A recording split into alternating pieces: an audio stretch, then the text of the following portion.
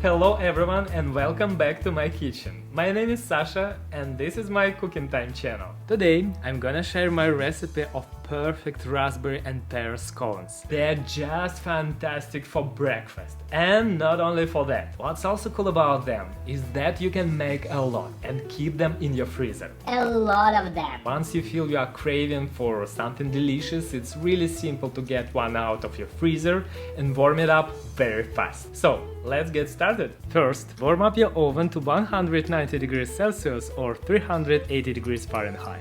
Chop unsalted butter into these little cubes and put them into the fridge to keep it nice and cold until the last minute. Next, prepare the pears and cut them into the small pieces. You can also use apples if you like it better. Either way, make sure you pick them firm and sweet kind, so they wouldn't turn into mush when baked. Pour all-purpose and whole wheat flour into the mixing bowl. I use it 50-50, but it's up to you to decide if you want to use more all-purpose flour or more whole wheat flour, or not use whole wheat flour at all.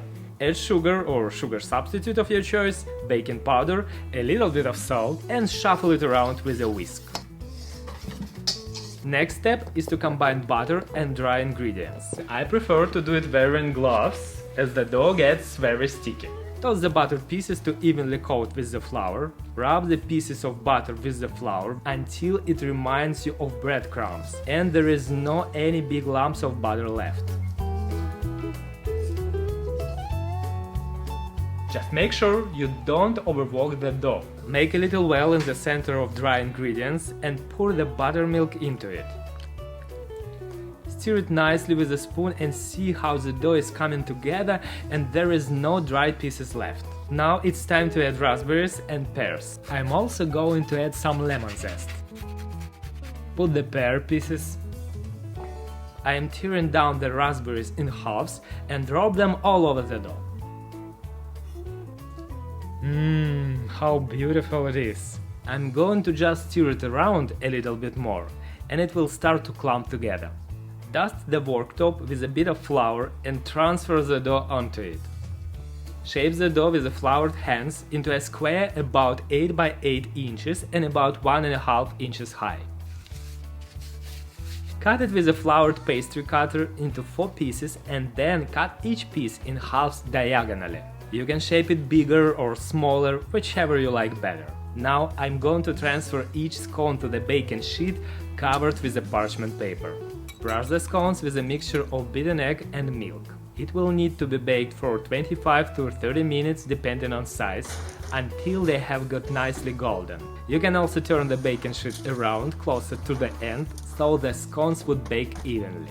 Once done, leave the scones rest and cool down a little bit on the baking sheet and then transfer them to the rack to cool down completely.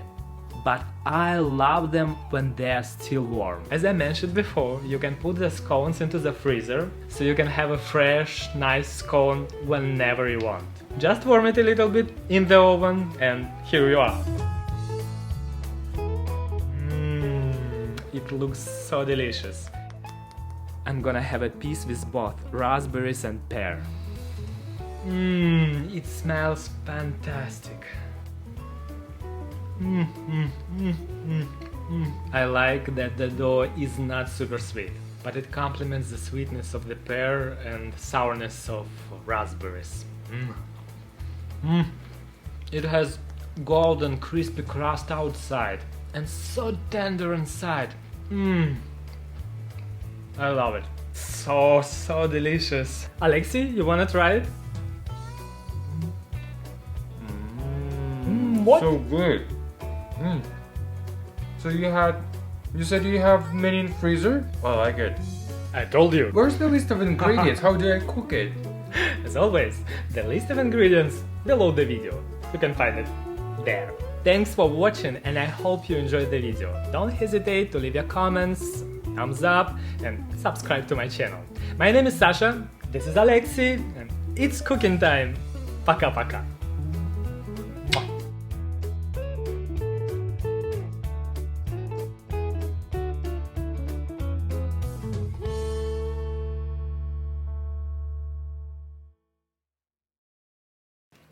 So, let's get started. So let's get started. Let's get started. And this is my. Just stop.